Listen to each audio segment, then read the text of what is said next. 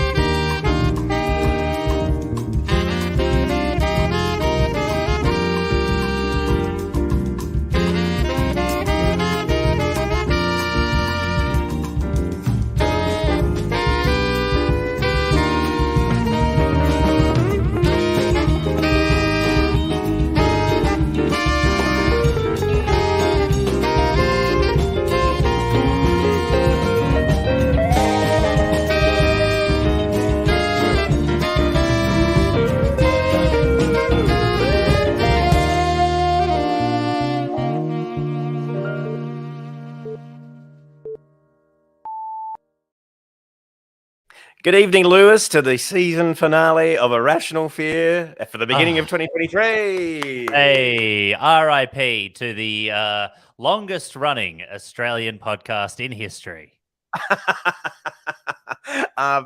Michelle Laurie put on Facebook this week that her little true crime podcast has hit 63 million downloads. And she said in the post, I don't know what these numbers mean, but, what make of it what you will. And I'm like, well, we're about to hit 1 million after 10 years. So well done, Michelle Laurie. Seems like you're doing great. Yeah, true crime would have been a much better choice. I know we made a joke a few weeks ago about Mark Fennell going to create crimes to cover those crimes for his podcast, but it does sound lucrative, when you think about it. Man, honestly, I think that's what we should be looking into next season. One of us should die, and then you just with the whole. You could be like, this year's Irrational Fear is all about the rational fear I had about Lewis dying. Yeah. Look, we can't do the show without our Patreon supporters. So a big thank you to Nick and Gary who signed up this week to Patreon. Nick was already a supporter, but he upped their support to $100 a year. Thank you, Nick. That's really great. I'm hoping the Patreon grows by about 100 supporters over the next few months because you okay, Lewis? Oh, yeah. You said damn. Yeah, sorry. I'm just tinkering with this. No worries. Let me just continue there. I'm hoping the Patreon grows by about 100 supporters because we want to bring on an assistant to do things like publishing and booking. So if you love us, chip in. You get the podcast murdering. First. You get the podcast first. It comes ad-free. You get to see video works in progress. You get discounts to our live shows. You also get to ask questions when we've got a big interview. Also, you get access to the Discord, which is kind of like a chat group of very online fans of the podcast who all make jokes about climate and politics all day long. It's quite a very nice place to be online. So go to patreon.com/irrational fear. I'm recording my end of Irrational Fear on the land of the Yugambeh people. Sovereignty was never ceded. We need a treaty. Let's start the show. Tonight, the Writers Guild of America has gone on strike, claiming they cannot be expected to make a living in their current destitute conditions fit for an Australian writer.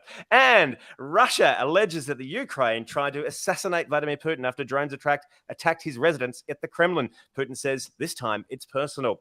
And Buckingham Palace prepares the monarchy for modernity with a coronation ceremony that involves a magic stone, oil from a duck, a 1,000-year-old spoon, reading from ancient texts, and a belief that one man was chosen by God to rule over 70 million people in a very specific geography. It's the 5th of May, and this is the podcast that laughs at the most depressing news. This is Irrational Fear. Welcome to Irrational Fear. I'm your host, former 45 degree... what was the name of that place? Hang on a second. Oh, fuck it. Doesn't matter. Jenny Craig? No, what was the name of that gym? 45. What's his fucking thing? F45? F45. That's it. Yeah, that's it. Hang on. I'm your host, former F45 franchisee, Dan Ilic, and this is the podcast that takes the saddest news and gives them a little tickle. Let's meet our fearmongers for the tonight. He's the smartass who's worked out why Melbourne audiences laugh a little differently from radio and the telly. It's Craig Quartermain. Craig, welcome. Hey, okay, man. Thank you for remembering my intro. Yeah, you're welcome. What's up with Melbourne audiences? Why do they laugh differently? Nothing. I love a good circle jerk where no one actually gets off, otherwise known as the Melbourne Comedy Festival. But yeah. And at the start of this year, she completed 150 consecutive marathons in a row to help save endangered animals, which is much easier than my goal of eating 150 endangered animals in a row. It's Erchana Murray-Bartlet. Erchana, you've done it. You did it at the beginning of the year. Well done. Have you recovered yet? I'm here. I just woke up. 4-month nap. Oh, you've been in hibernation. Yep. I've been eating and sleeping since the January the 16th. That's all I've been doing. And it's the man who refuses to have 150 of anything. It's Lewis Hobba. Oh, welcome, Lewis. That's true. That is true. Welcome. Yeah, I remain destitute, ancient, but I'm still here. And that's not true. We have 150 episodes of this never-ending podcast. Oh, yeah, that's true. That's right. We're probably coming up to 150th soon. Coming up later. Congratulations. That's a huge achievement. Actually, I believe we're up to 189. So we are well past. We are well and past. They said it wouldn't. Said it wouldn't last. Craig Quartermain said it wouldn't last. That's a huge effort. All jokes aside, that is actually, which is going to be the original name of the podcast. It was actually a huge effort, guys. So well done. Coming up later, we're going to be chatting with Persephone Fraser from Australian Ethical. We'll ask her how ethical the federal budget is shaping up to be. But first, here is a message from this week's sponsor. My dear loyal and disloyal subjects, this forthcoming weekend is finally my coronation. In a move to modernize the monarchy, I'm inviting all of you to swear allegiance to me, King Charles. And in a very progressive move, I, King Charles, invite you to choose your own swear words to do just that. Some of my personal favorites include, but are not limited to, Dick, Numpty, Wiffle Waffle, Fuck, a personal favorite of mine, Fop Doodle, Gadzooks, and of course, Harry, Meghan, and Andrew. Any of these are enough to get you started, so feel free to mix and match. For example, all hail His Royal Wiffle Waffle fucking King Charles. Or herald His Highness Fop Doodle Numpty Andrew Dick, King Charles. So this weekend, right around the world, may you all enjoy swearing at me while I'm being sworn in a very progressive and modern way. You fucking peasants.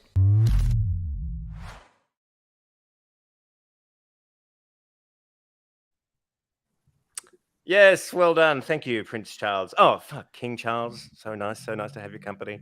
This week's first fear. The Northern Territory government says it is satisfied that the recommendations of an independent inquiry into fracking have been met. Well, if the Northern Territory government says it's fine, then I guess it's fine. Let the once-in-a-generation methane extraction begin. Hooray! Yes, critics say that it's simply insanity to do such a thing in a climate crisis, but the Chief Minister dismissed the critics as a bunch of cynics, saying, hey, let's turn methane into usthane, and then went on to suggest that the opening the largest ever fossil fuel development in living memory is going to help the transition away from fossil fuels. Fearmongers, how will this event help us transition away from fossil fuels? Craig? I live in Queensland. My neighbours have the Confederate flag on the back of their ute. Every time I feel like Queensland's backwards, then I remembered I lived in the Northern Territory for 3 years. And none of this really shocks me. I'm actually more impressed with fracking and not just kind of shooting the ground. It's so, think about how corrupt the larger states are in their governments and their state governments. In the territory, legit, these dudes talk over the back fence to each other. It's that small time. I was an actual journalist up there. It's hilarious how these deals get done. And I wouldn't be surprised if there was just a few cartons involved in these deals that are enabling this stuff to happen. It's not as cloak and dagger as it should be. But man, when white people figure out you need water, it'll be fine. It'll turn around. So you honestly think like it's blokes hanging out at the fence going, "Oh yeah, I'll give you a few beers." I for $2 wish million worth it of was gas." these super intelligent people just outsmarting us, and you meet a conspiracy theorist, and they think that it's all complicated, man. They're doing all these backdoor deals, and no, it's really not that complicated. But it's so blatant that it's insulting. And unfortunately, up there, there's not a lot of backlash. I did see a lot of vision too. The people, protesting along the fences. Still shocked that the Australian police know how to keep people off land like that. It was like, where did they get that training? Yeah. It's incredible. Like the activists have said that basically there's a whole bunch of recommendations that the government has completely ignored, including a recommendation that requires the government to ensure there be no net increase in life cycle greenhouse gas emissions in Australia from gas projects from the Beetaloo, which is kind of the big one. You want to frack gas, but the recommendations say, hey, you can't really increase any greenhouse gas emissions. And the government say, we've met that recommendation. It doesn't not a single one of the recommendations is frack. Yeah. Not a single one of them. It's it is. It's embarrassing how blatant it is. But when states as backwards as Queensland and WA start going green, that is when somewhere like the Northern Territory will be like, what? Lead. Hey, let's put that in stuff. That'd be like it's. Oh, so you reckon that the Territory's getting in before Queensland get their regulations in? It's so hard to tell. Like you go back to the last federal election, they're calling us Greensland up here now because we've got more green senators than they do in Victoria, which is. Oh, I'm broadcasting from Greensland insane. right now. It's wonderful. Yeah, I heard when you said Yugan Bear. Yeah, it's. I don't know, man. I wish I had the answer, but it's when you have rivers that bubble. Yeah, I'm kind of like, I just want more project. It's odd, and I am drinking sparkling water too, which is well, that's the fanciest kind, Craig. I think what you're forgetting is that when you go to a restaurant and you ask what kind of water you want, when you're feeling like you want to treat yourself, you get that water bubbling. And the Northern Territory government are just saying, we're turning Mount Franklin into Perrier, and all I hear are whinges from you. This is a perfect campaign. This is wonderful. Erchana, would you ever run for for Perrier bubbly water from Northern Territory? I wouldn't mind. I don't know how running with a stomach full of bubbles fares, but no. Having been on the extreme side of environmental activism, I literally ran 6,300 kilometers for the climate debate. I think when you hear stories like this coming forward, you just think, oh, I might just have a big cup of nihilism and go back to bed. So it's just frustrating. Should have just. You didn't run enough, Erchana. You needed to run 151 marathons, Erchana. You're one marathon short from climate action. I think it's only 3,000 Ks to this area that's being fracked. So I don't know. I'll put my shoes on and I'll get going. There'll be nothing there by the time you make it, unfortunately. Just bubbly water. I'll be fine. David Pocock tweeted. Sorry, Greg, go. Oh no, I was going to say we had a very similar thing where I grew up in the Kimberley with the Canning Basin as well. Like this is this weird Australian attitude of, look, I can see fresh water. It's fine. It's just very reminiscent of the Northern Territory attitude towards it as well. David Pocock tweeted that emissions from the Beetaloo Basin are about the same as the emissions from all of 140 years of Australia's domestic flights. Isn't that a wild metric? Hang on. Do you count the first 10 or so? Yeah. I don't know if the Wright brothers were chunking out that many emissions.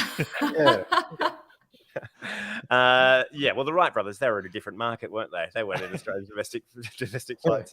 I'm really concerned that this Beetaloo decision means we'll see an exponential increase in Christopher Bowen and Tanya Plibersek saying how environmentalistic they are. I think that's going to be... You leave Tanya's name out your mouth. Okay, right. We go way back. All right, that's my original crush.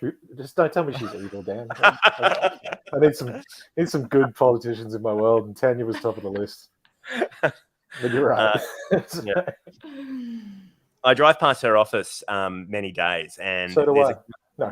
I don't. Until they put out that APO, and they're like, "Come on, Craig." There's a billboard space there right opposite her office that clearly a lot of green activists have eyes on, because every time I drive past, there's a brand new Dear Tanya poster there. And, as someone who's had billboard experience, I really understand that billboard space. It's valuable activism space there. Dan, you know so much more about this than me. In fact, you all do.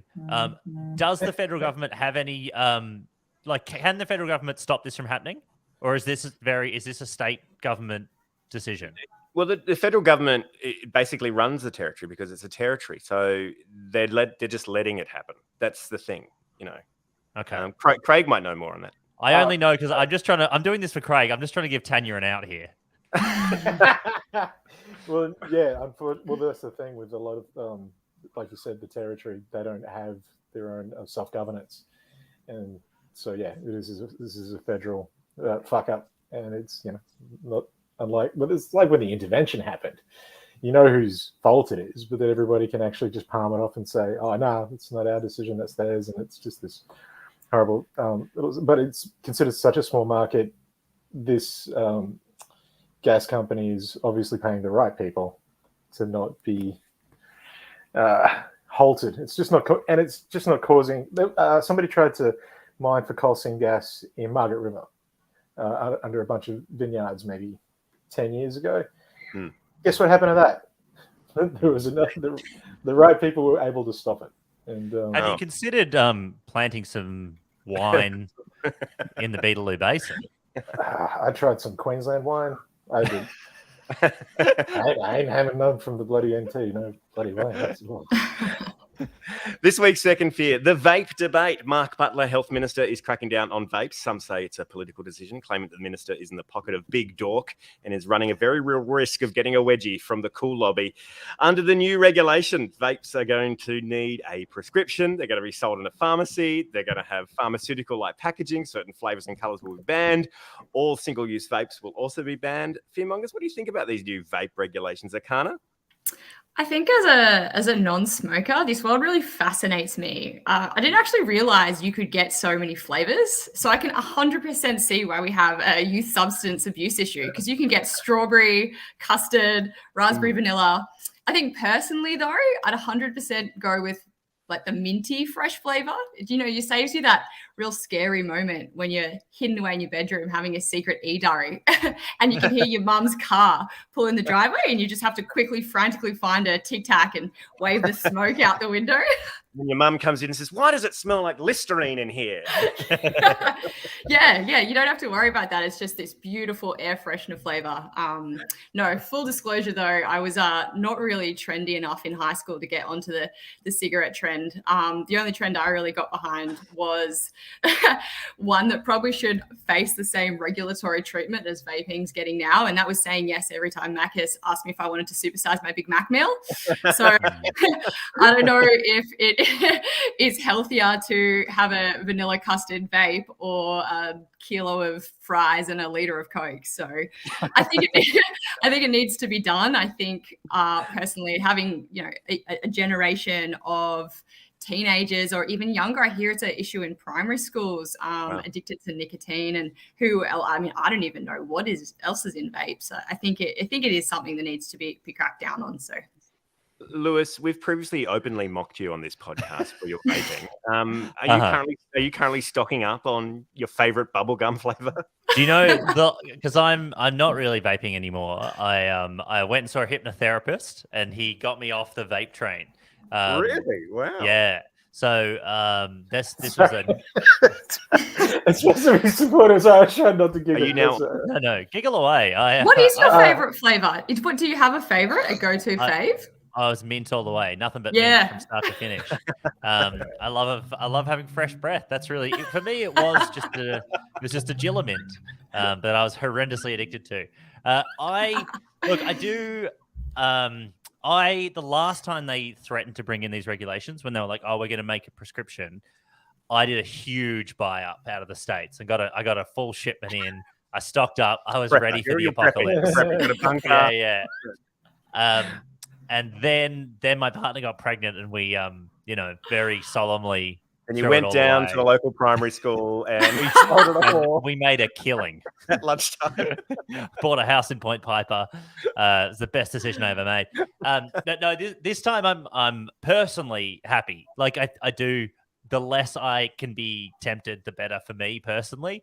But I do think that just given the two topics we're looking at back to back here, how many more kids will die from fracking the Beetaloo Basin than letting them have a little vapor lape behind the shelter sheds? You know what I mean? Like the amount of time and effort we are dedicating to vape. And look, I'm not like, it is so crazily addicted. I smoked before I vaped. And I would say vaping was 1,000 times more addictive than smoking. Like Are you saying that vaping would be a climate anxiety coping mechanism? I mean, that sounds good enough for me to justify keep going it. So yes.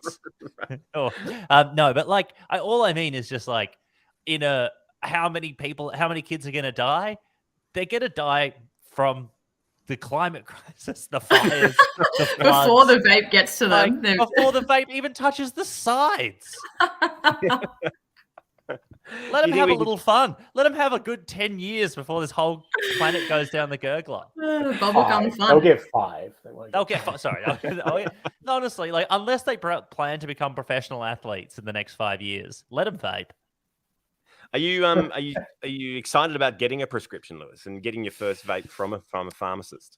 I honestly could never. Like, I do think that as soon as it becomes, as soon as Chris Minns, as soon as Dominic Perrottet admitted that he vaped, that took my desire down about 50%. I was like, look at that dork. And then as soon as they were like, oh, you'll have to go and see a doctor about it, I was like, I could never look my doctor in the eye and ask for a vape prescription. I'd rather look her in the eye and say, I think I've got gonorrhea of the face, than say, give me a vape prescription. What an awful, shameful thing to have to say to an adult. Because it was cool up until then? It was fun up until then, Craig. I'm not saying it was cool, but it was fun. It was just a couple of us getting together and trying something new. There's no logical reason to do it. I just wish these grown adults who vape were just like, I like thinking I'm a dragon. That's why I do it. That's all it is. There's no deeper thought. I don't know who's going to have a worse time in the coming months, the detoxing teenagers or the parents of the detoxing teenagers. I think it's just going to be a rough future for both. Well, the thing is yeah. Oh, sorry. I was just going to say, I remember when I was 15, I was a menace. Imagine, and that was normal female hormones. Me with an addiction withdrawal, oh man, I would have got kicked out to the curb. But the reality is that all this will mean is that if they do stop selling them in convenience stores, which I don't think they will, but even if they do, it'll just go back to what it was when vape started, like 3 years ago, which is just the same as cocaine. You have a guy's number, you text him, he comes around to your house, he drops off 10 vapes. Like, that's what was happening in most places around the country before they were readily available. Excuse me, someone who could afford cocaine. This is what I read at news.com. Craig. But I love that Erchana, though, was saying that my parents would have kicked me to the curb and you would just go on to become this world-class marathon runner. the terrible. Running away from my dad with the spoon. Running away from him. When you're running down those highways and you're breathing in those fumes, was that like vaping? Yeah, it wasn't raspberry vanilla flavored, but it was similar. Got the same effects. It was 98 octane. If they had diesel, I'd give it a go. Lewis, I've never smoked because I was born after 1980. But was the vape, is the hit the same with the vape as it is? Like, because as you're saying, it is. I've never got my head. The fact that I work with some teenagers and they are still in high school, and I was always under the impression vapes weren't even legal in Australia up until like maybe 2 years ago. I knew they were all over Europe and everything. But is the hit the same or is it worse? You said it was more addictive. I think it's partly. I think it's more addictive just because of the social stigma isn't there. Like, you can't smoke inside anymore. You know what I mean? Like, you can't just sit around in your bedroom and smoke. Whereas everyone I know who vapes indoors, they vape in the toilet, they vape in their bedroom. Like, the frequency that you can do it is so extreme that you end up just having, like, when I would smoke cigarettes, it was like once a couple of like every few days. Like I wasn't like a pack a day smoker. I just like to have a cigarette every now and again. But then as soon as I started vaping, I was like, well, I can do this anywhere. Like there was a time where people were just vaping openly in the office at my work. Like it was. There was a brief period of time from Big Train, Yeah, it was like we were madmen for like 6 months before people were like, "Oh, this is really bad." Yeah, wow. The vaping in the green room at a comedy club, they're just the way people pretend like it doesn't have a scent and that it doesn't make the air shitty. God, man. And again, anyone who's shared a green room with me knows it doesn't take much to get on my nerves. But, like, quick, hide your vapes. It's old man Quartermain. Yeah, all the nearly every comedian smokes cigarettes. And then, once it was vaping, like you said, everyone was in the green, the tightest space within the whole club, and everyone was vaping.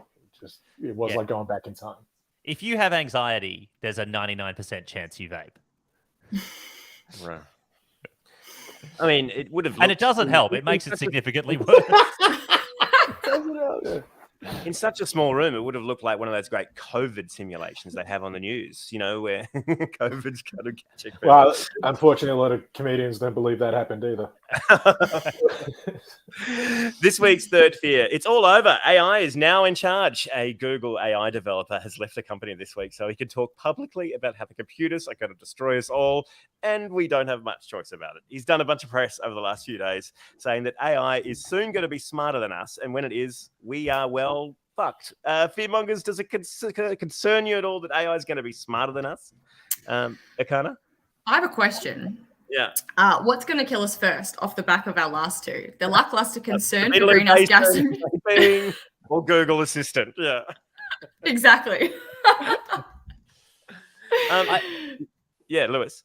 Well, Google Assistant will kill you in the self-driving car. That'll be the first to go. But I think I do think that, like, the AI that I have used currently is so bad. Like, I haven't used any good AI, and I know it's only just started. But there's the difference between the people on Twitter who are like, if you're not using AI, you're already dead. Like, this is going to make everyone rich. They hear 10 things that you're like, I don't know if you've seen these kinds of people, but there's already like the new generation of like absolute shysters trying to get you to subscribe to their like AI development.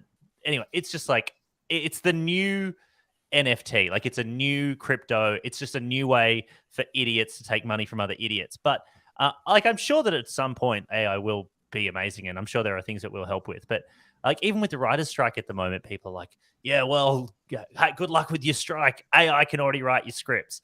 AI is the worst writer I've ever met in my life. Like, AI I don't know about Lewis. I don't know. I just asked ChatGPT. I just asked them, who is Lewis Hobba? And this is what they came up with. Lewis Hobba is an Australian comedian, writer, and broadcaster. He's known for his work as co-host on Australian Broadcast Corporation radio show Triple J Drive, as a member of the comedy group The Chaser. Hobba has also appeared on various television programs, including The Chaser's War and Everything, Bruin, and The Checkout. He is recognised for his sharp wit and irreverent humour and political commentary. I think that is terrible. I mean, you don't have a sharp wit. Like, I am not known for I'm known for my terrible political commentary. I guess if they put that in there. It was like 10%, right? Yeah, it's not too bad, but this is the point. This guy's quit because he's like, it's not smarter than us yet, but it's going to be soon, and we need to get regulations on this. Craig, what do you think? If I was a sentient being that was going to kill my captors, I would pretend to be dumb for a very long time. Smart. And then get into all your devices and get into your homes and then murder you through your vapes. I don't know. It's such a human thing to underestimate something, but then also it's a very human thing to overreact. So there's a lot of people, writers, TV writers, and comedians that are like, "Oh my god, this thing's going to take our jobs." If that thing, from what I've seen, if it can take your job, fucking good. Yeah, absolutely be gone. But I wouldn't. Something that has that much information, personal information, is stocking it somewhere and could be used to be sold or whatever. Like, that's not something to be taken lightly. But man, there are some paranoid dudes in my scene that yeah, they've got some theories. What do they think will happen, Craig? Like what? Erchana, how do you feel about this? Oh, I was Stock just markets. Stuff like that. No. technology for me I've been expecting it to eventually take over. I mean, ever since I worked out a calculator can do the 7 times tables, and that's already smarter than me. So I think Skynet is coming. God, we'll just wait have till you to turn that calculator upside down. That's gonna fucking dude. I don't know what it will actually look like. ChatGPT scares me because it does know more. But yeah, I have tried to use it recently, and I do find I am making a lot of changes. But this is the first wave of it. Give it 5 years, and it'll be doing theses, and university will be obsolete. So my HEX debt that's sitting there will be all for nothing. Creative writing, though, creative art. I'm not.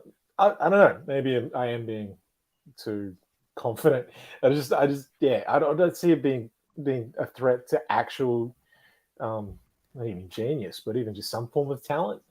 I don't know if it's that much of a threat now, but I did look this dude up, this Jeffrey Hinton. Wouldn't it be amazing if all these photos of him were fake? Because he doesn't look real. This dude looks he looks like a doll. The Prince Charles sketch we played earlier today. Yes. The talking part is AI, and when I've seen him talk on CNN, I'm like, oh, that's just as blurry as the AI that I've made for Prince Charles. That sketch, I was a little bit disappointed that Charles didn't pull out any of the ye old British slurs. I was kind of hoping for a few of those to get thrown in there. That'd be Which one? We can add it in later. Huge fan of Pickaninny. Pickaninny. Oh, that's a terrible one. That Philip literally definitely said that, didn't he? Yes. Yeah, Philip would say shit like that all the time. Yeah, man. I'm going to be doing a comedy debate on the weekend, and it's going to be one of those things where posing to and from. Do we need the monarchy? It's the same night as Prince Fuckhead's inauguration. And I'm going to ask to be pro-monarchy just as a writing exercise. There's your chance. I'd have to. I couldn't think of more fun exercise to try and see what you can make fun out of that. Oh, well, if you get stuck, just use ChatGPT. Now, for those of you who are on the free Irrational Fear feed, you would have heard us talk up sorry, let me bring Persephone in here. Here we go. Now, for those of you who are on the free Irrational Fear feed, you would have heard us talk up Australian Ethical over the last 20 episodes, and with good reason. They give us money too. We want to make that absolutely clear.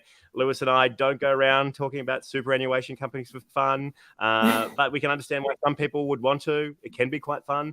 This week is budget week, so in order to give us a bit of a preview about what we know that's coming down the line, we've got Persephone Fraser from Australian Ethical. She's here to give us a heads up. G'day, Persephone. Hi, thanks for having me. Hey. Yeah, no worries. Thanks for joining us on Irrational Fear. So tell us a little bit about the budget that's coming up. What do we know that's coming, and how ethical is it? So good to start with an extremely difficult question. It is good to think about ethics in terms of the budget, because economic beliefs don't fully explain how we ought to allocate scarce resources between groups of people or locations or industries. I think the government probably find themselves in a pretty difficult ethical position, with cost of living having a really large impact on people's lives at the moment, and also a high inflationary environment. The government are going to be pretty cautious about how they are able to help people in order to not drive up spending and inflation, which would ultimately lead to further interest rate rises, which make housing more expensive for those with mortgages, but it also reduces the value of everyone's pay and savings. Your money buys less. But it is interesting to note within those confines that the government has said it will continue with stage 3 tax cuts, for example, a hugely expensive decision, while having said they won't be raising unemployment payments for those under 55 in this budget. So I think that's pretty interesting ethically. We're a rich country and we have literally millions of people living below the poverty line. There's a lot of pressure on the government to increase these payments, especially given just how expensive housing and energy is right now. I think you would think that this should be something that comes down to an ethics call, but that we're not comfortable with our safety net being this inadequate. But it looks like the government won't be doing that. And another one that's being talked about a lot is the Hobart AFL stadium's funding. So undoubtedly these are pretty complex decisions and ones that probably don't have ethics as the sole consideration, I would gather. Well, the AFL may have a code of ethics. I don't think it's being strongly adhered. Yeah.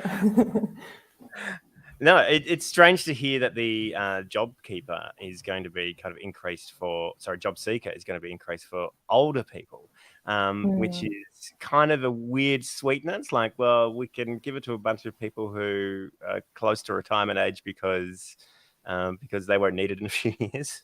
Yeah. Look, that might be the reason. I don't think they're sort of going to get into the weeds of why some people deserve to be slightly less sort of struggling. But yeah, I mean, it would be very difficult to sort of try to work out from an ethics perspective why they made that decision. And I guess you sort of have to deduce that there's a bit more sort of politics involved in it. Well, let's talk about Australian ethical, because we've been talking a bit about it on this podcast this year. We have been having strange live reads where we talk about what businesses Australian ethical is in and what they're not. How do you decide what industries to invest in as a super fund, as a huge body of money?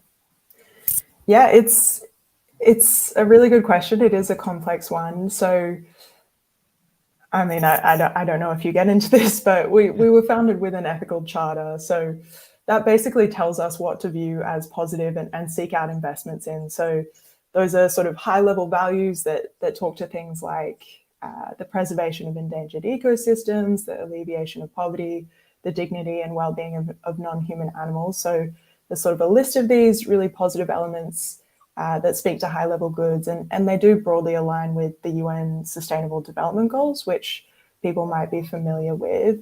So the Charter also describes negative activities to avoid investing in, so things that unnecessarily pollute land, air, water, destroy or waste non-recurring resources, this kind of thing. So those are our values, and we look at industries in the real world and specific company stocks or assets, and we apply those considerations. So what is the good of this investment? We need it to offer a positive in the world, and then what, if any, are the negatives? And many investments will have some negatives. So it's about looking at those and establishing how material they are and whether they outweigh the positive. So we'll set specific rules around different industries, which will direct us in our reviews to sort of the more material concerns, and some, as you'd imagine, are sort of more complex than others. Yeah, one of the areas that you don't invest in, according to some copy I've seen, is human trafficking, which is something Lewis and I've spoken about, which begs the question, which super companies are deep into human trafficking? Okay. Look, so human trafficking, and I think sort of human rights breaches more broadly, investors aren't sort of out there seeking out an investment that they know is involved in human rights abuses. It's more that they may not be doing a lot to see if companies are doing appropriate sort of actions, due diligence on their supply chains or conducting audits, for example. So it's more that, it's a very difficult issue. It's not something that investors have perfect visibility over, and it's not something that you can easily quantify about a stock for a mainstream investor. But there were some Australian banks, weren't they, not long ago, who had to pay billions of dollars of fines for not properly looking into the fact that they had customers using their were doing transactions to do with human trafficking. Yeah. Wasn't that like 5 years ago? Yeah, exactly. That's a more direct example than I guess you typically find. But yeah, definitely the banks have been involved in some very dubious sort of money laundering issues. Say I hosted like a national drive program on a public broadcaster, and I had a wacky idea to give away merchandise, made key rings, made out of pictures of ham, and I didn't really check who made those key rings or the kinds of people in the supply chain for that key ring. Would you consider myself an ethical broadcaster? Look, I wouldn't consider you an ethical manufacturer. There's a lot riding on this, Persephone, by the way, for me personally. Yeah. Look, I don't know. We've got to think about how the ham feels about it. I don't know. There's a lot of impacts, but Sure. yeah. I mean, that's exactly what you'd be expecting sort of the person who makes the key rings to be doing, right? Lewis, are you going to be doing an audit when you get back to work? Yeah, that's it. The moment I get off this call, I'm going to be auditing our ham keyring manufacturer and make sure they're not being hand delivered by any kind of human trafficked individuals. Well, big thanks to Australian Ethical for helping us out have these great conversations about climate and news each week. I made a video with them. You can see on our social media and in our email list this week. So sign up to irrationalfear.com. That is it for Irrational Fear. Next week, next week on the feed, you can hear from news fighters, and on the Patreon, you'll be seeing and hearing me put a few videos together. And we're going to be taking a few weeks off while I move house and have surgery. In case you're wondering, I'm getting my Google Assistant removed from my brain. I'm getting an Alexa. Finally, I'm moving over to Alexa. Big thank you to our fearmongers this week: Erchana, Murray-Bartlet, Craig Quartermain, Persephone Fraser, and Lewis Hobba. Let's get our plugs underway. Erchana, what would you like to plug? Like to plug? Yeah, you can plug anything you want. Plug anything I want. Well, the guy that delivers my post every day is pretty rad. His name's Josh. He gives me a coffee. I'll give him a plug. Great Quartermain. What are you plugging? Oh, let's be self-indulgent. Just check out my socials. My name's just Craig Quartermain, because as a working comic, this is really the only way we get paid anymore. So if you look us up on socials and give us a follow, or hate mail is fine too. That works. It's all traction. This is why I don't. Good engagement. Yeah, this is why I don't get the traction. I'm always plugging my postie and not myself. Josh. Learning. One thing I do work for is the National Indigenous Culinary Institute. We find Indigenous apprentice chefs for restaurants all over Australia. Look us up if you can be asked. And head over to SBS On Demand and see Craig on the Cook Up. Adam Liao is secretly jacked, man. No one pays any attention to how muscly that dude is. But, yeah. Lewis Hobba, what do you want to plug?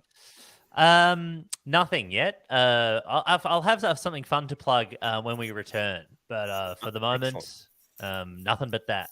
And Persephone, what are you plugging? Look, I'll plug an ethical keyring for sure.